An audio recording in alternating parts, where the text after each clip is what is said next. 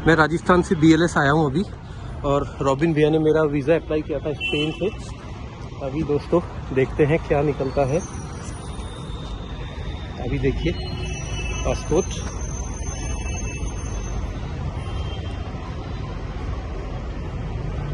अरे वाह, आप मेरी खुशी से समझ सकते हैं।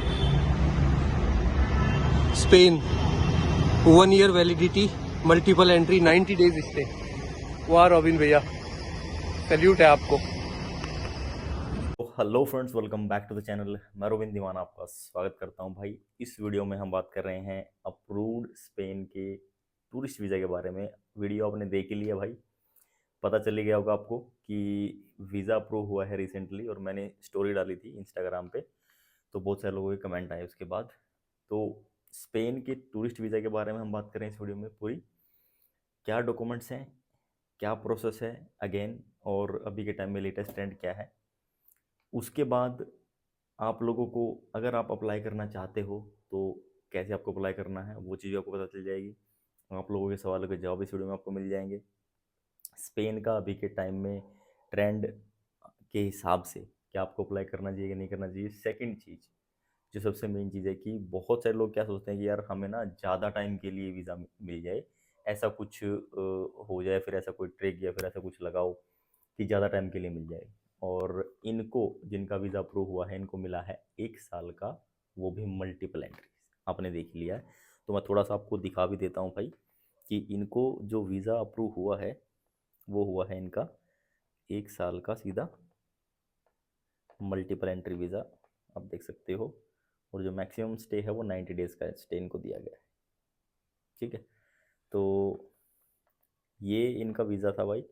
और मैं आपको थोड़ा सा इसमें दिखा देता हूँ। ये स्पेन का ये टूरिस्ट वीज़ा है, और 2 फैब यानी कि 10 फैब से लेकर इनका जो वीज़ा है वो भाई 2026 यानी कि 9 फैब 2026 तक ये वीज़ा अप्रूव हुआ है। मल्टीपल एंट्री आप देख सकते हो भाई, ये आप देख सकते हो मल्टीपल एंट्री वीज़ा है। ये आप देखो मल्टीपल एंट्री वीज़ा है इनका। तो भाई देखो, वीज़ा अप्रूव होने के कई सारे फैक्टर होते हैं। अब बहुत सारे बंदे ये जरूर पूछेंगे कि इनकी प्रोफाइल क्या थी। बहुत सारे लोग ये सवाल करते हैं मोस्टली कि इनकी क्या प्रोफाइल थी। तो भाई इनकी मैं आपको अभी बता रहा हूँ कि कवर लेटर में जो एग्जैक्ट अमाउंट था वो 6,76,672, ये इनका एग्जैक्ट अमाउंट था। अब इसका मतलब ये मत आप समझना कि भाई इन्होंने लेटेस्ट डलवा दिया और इनका वीज़ा आ गया। ये जो अमाउंट था भाई ओवर द पीरियड पीरियड इन्होंने सेव किया है। मतलब जो भी इनका बिजनेस ट्रांजैक्शन थी, हर मंथली इन्होंने सेव किया। एक्सपेंसेस भी होते हैं, सेविंग भी होती है, दोनों ही चीज़ें होती हैं। तो दोनों ही चीज़ के बेस पे जो आपकी प्रोफाइल बनती है। अब बहुत सारे बंदे क्या कहते हैं कि यार हम तो एक ही बारी में ना हम डाल देते हैं अमाउंट, एक फिक्स अमाउंट डाल देते हैं और वीज़ा आप निकलवाओ। ऐसे वीज़ा भाई निकल जाते हैं कुछ केसेस में, मैं ये नहीं कह रहा कि बिल्कुल ही नहीं निकलते, बट अगेन ऐसे केसेस में भाई चांसेस बहुत कम रहते हैं, क्योंकि भाई प्रोफाइल आपकी ओवरऑल देखी जाती है। एकदम से अचानक इतना बड़ा अमाउंट कैसे आया, पहले कोई ट्रांजेक्शन आपकी थी नहीं और आपका कोई ऐसा अमाउंट था नहीं अकाउंट में, अचानक से अमाउंट आ गया, किस लिए? सिर्फ और सिर्फ वीज़ा लेने के लिए। इसमें यही आपका प्रूव होता है कि आप जो है वीज़ा अप्लाई तो करें बट आपका इंटेंशन सही नहीं है। सो ये फैक्टर होता है। दूसरी चीज़, आप वीज़ा अप्लाई करते हैं तो थोड़ी ट्रैवल हिस्ट्री भी होनी चाहिए आपकी। देखो, अगर आपका बहुत ही अच्छा बिजनेस है तो फ्रेश पासपोर्ट पे भी आ जाता है, और लेकिन वो प्रॉपर तरीके से होता है, प्रॉपर आपकी ट्रांजैक्शन होनी चाहिए। आपका जो टर्नओवर है वो भी अच्छा रहना चाहिए, आपके जो टैक्स पेयर होने चाहिए, तो उस बेस पे फ्रेश पासपोर्ट पे वीज़ा मिल जाते हैं किसी भी कंट्री का, किसी भी कंट्री का। लेकिन अगर आपको नॉर्मली वे में वीज़ा लेना है, कोई ज़्यादा बड़ा अमाउंट अकाउंट में नहीं है, इतना तो लोन नॉर्मल रखते ही हैं लोग भाई, जो वीज़ा लगवाते हैं, तो इतना बैलेंस तो मिनिमम रहता ही है। तो ये बैलेंस आप मेंटेन करो। इसका मतलब ये नहीं है कि देखो 6 साढ़े 6 लाख आप अकाउंट में डालो और आपको वीज़ा मिल जाएगा, या फिर 5.5 में नहीं मिलेगा। 5.5 में मिल जाता है, 3 लाख में भी मिल जाता है भाई, 2 लाख 2.5 लाख में भी वीज़ा आ जाते हैं काफ़ी सारे केसेस में। सैलरी प्रोफाइल जो होती हैं, जिनकी अच्छी अच्छी सैलरी होती है, यानी कि 50 प्लस जिनकी सैलरी होती है, वो अच्छे में आ जाती है भाई। 50+ 60+ वो अच्छे में आती है, तो उनके काफ़ी वीज़े आए हैं भाई, पहले पास टाइम में काफ़ी वीज़े आए हैं, और शैनिगन कंट्रीज़ के वीज़े आए हैं। तो वो डिपेंड करता है। अमाउंट एक फिक्स नहीं है कि ये लिमिट नहीं है कि हाँ कि इतना होना चाहिए, इतना होना चाहिए, बट हाँ, जो नॉर्मल हम बात देखें तो भाई 3+ तो उसमें होना ही चाहिए जब भी आप अप्लाई करें तो। तो बैंक बैलेंस ये इनका बिज़नेस रजिस्ट्रेशन था, इनका एमएसएमई उद्यम रजिस्ट्रेशन वो लगाया था, और इसके अलावा 2 साल की आईटीआर, और बैंक स्टेटमेंट होती है 3 मंथ्स की विद बैंक स्टैम्प और साइन। देखो, जो शैनिगन का क्राइटेरिया है वो बिल्कुल अलग है। वो आपसे कहता है कि भाई अपनी स्टेटमेंट निकालो, वो आप बैंक से स्टैम्प और साइन कराओ। तो उसमें वो, इसका मतलब ये नहीं कि वो कॉल करके वेरीफाई नहीं करते। देखो, एम्बेसी के आपके पास आपकी हर एक डिटेल रहती है, पैन कार्ड नंबर से वो आपकी सारी डिटेल निकाल लेते हैं, और उनके पास एक्सेस रहता है आपकी बैंक की अथॉरिटी से बात करने का भी। वो आपको कई बार पता भी नहीं चलेगा, और उनकी बात हो जाती है, और वो वेरीफाई कर लेते हैं। तो जो फेक डॉक्यूमेंट है, फेक चीज़ों पे भाई वीज़ा अगर 100 में से 1-2 निकल भी गया तो कोई वो बात नहीं है, बट मोस्टली केसेस में नहीं निकलता।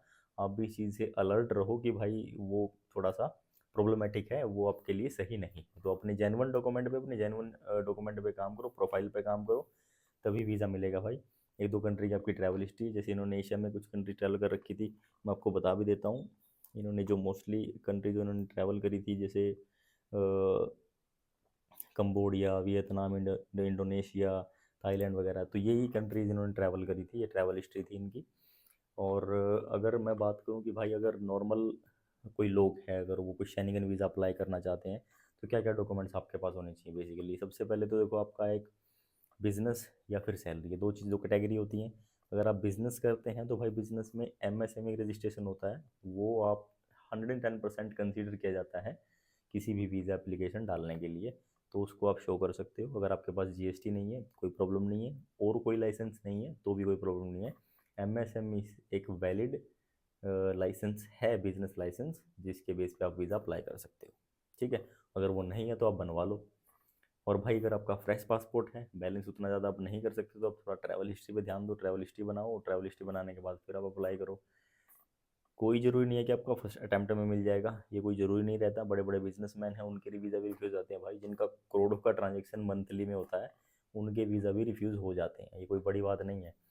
अगेन, जब भी आप वीज़ा अप्लाई करो तो कुछ चीज़ों का ध्यान रखा करो कि भाई, जैसे फाइल रेडी करते हैं उसमें बहुत सारी चीज़ें होती हैं, जो आपके कवर लेटर है, आइटनरी है, होटल बुकिंग्स हैं, फ़्लाइट्स हैं, वो सारी चीज़ें आपकी एकदम सीक्वेंस में, प्लस उनमें कोई गलती नहीं होनी चाहिए। सबसे पहली चीज़, गलती इन द सेंस काफ़ी वे में होता है, आपका प्लान, आपका डेट्स, आपकी फ़्लाइट, आपका होटल बुकिंग्स, ये सारी चीज़ें आपस में मर्ज कर रही है कि नहीं कर रही, मैच कर रही है कि नहीं कर रही, वो सारी चीज़ें भी बहुत बड़ा फैक्टर रहता है वीज़ा आपको इशू कराने में।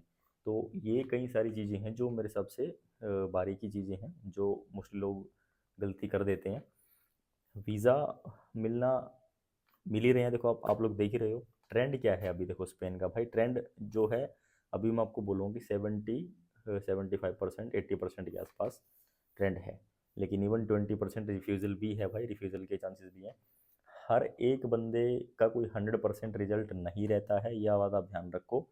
जो भी रिजल्ट आते हैं, जो भी वीडियोज़ आप लोगों के सामने आती हैं, उसका आपको बिहाइंड द सीन मतलब क्या है उसका, तो वो आपको पता नहीं रहता। यानी कि वीज़ा आपको दिख रहे हैं, वीज़ा आ रहे हैं बहुत सारे, मेरे पास क्या करते हैं एक बंदे, सर नीदरलैंड का आप डाल देंगे, मेरा रिफ्यूज़ल आया है। मोस्टली केस में अभी भाई कॉल आ रही है कि नीदरलैंड के रिफ्यूज़ल आ रहे हैं हमारे।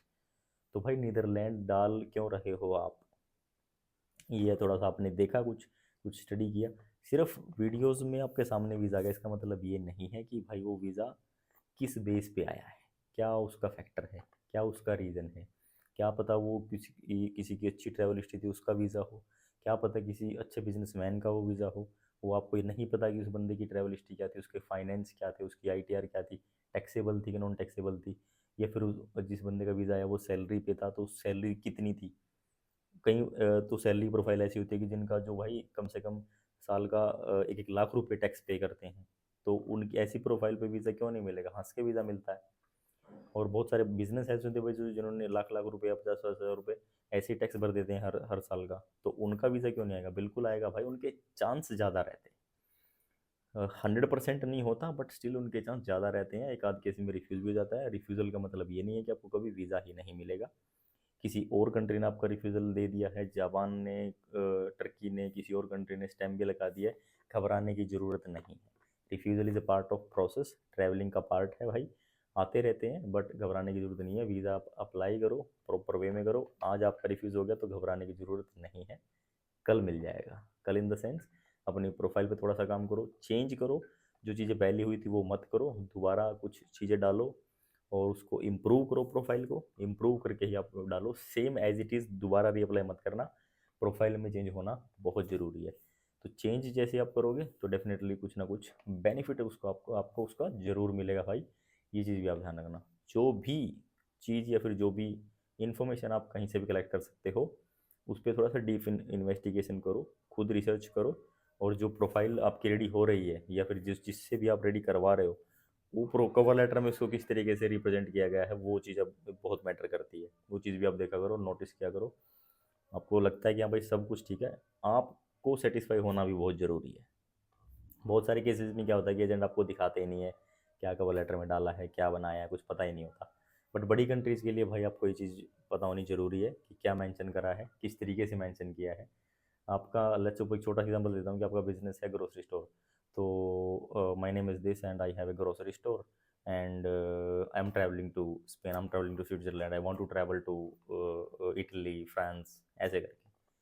तो ये क्या हुआ, मतलब आपका बिजनेस है, आपने डाल दिया, एक लाइन डाल दी उसमें कि बिजनेस है मेरा, तो इससे बात थोड़ा बनेगी यार। बिजनेस है, क्या डिटेल है, किस तरीके का रजिस्ट्रेशन आपका, क्या चीज़ उसमें आप सर्विस प्रोवाइड करते हैं, कि मैन्युफैक्चरिंग है तो किस चीज़ की मैन्युफैक्चरिंग है, थोड़ा सा डिटेल में होना वो ज़रूरी है भाई, वो ज़रूर होना चाहिए। तो तभी थोड़ा चांसेस है वो बढ़ जाते हैं। होपफुली भाई आपको कुछ इन्फॉर्मेशन या वैल्यू ज़रूर मिलेगी इस वीडियो में। और किसी भी भाई को सर्विस लेनी है, आपको वीज़ा अप्लाई करवाना चाहते हो, तो आप हमसे कांटेक्ट कर सकते हो। इंस्टाग्राम स्क्रीन पे भी आ रहा होगा, वीडियो में भी आपने देख ही लिया है, तो डिस्क्रिप्शन के अंदर लिंक है, वहाँ पे सिंपली क्लिक करके आप सीधा फॉलो करके मैसेज करना, जो भी आपकी क्वेरी है वो लिख देना, आपको रिप्लाई मिल जाएगा। वहीं पे आप हमसे कांटेक्ट कर सकते हो, वहीं वहाँ पे आपको सारी डिटेल्स इन्फॉर्मेशन वहीं पे मिल जाएगी। तो मिलेंगे आपसे नेक्स्ट वीडियो में। Till then take care, bye. Thank you so much for watching. किसी भी कंट्री का वीज़ा अप्लाई करना है तो आप थोड़ा स्टडी करो, रिव्यू करो, देन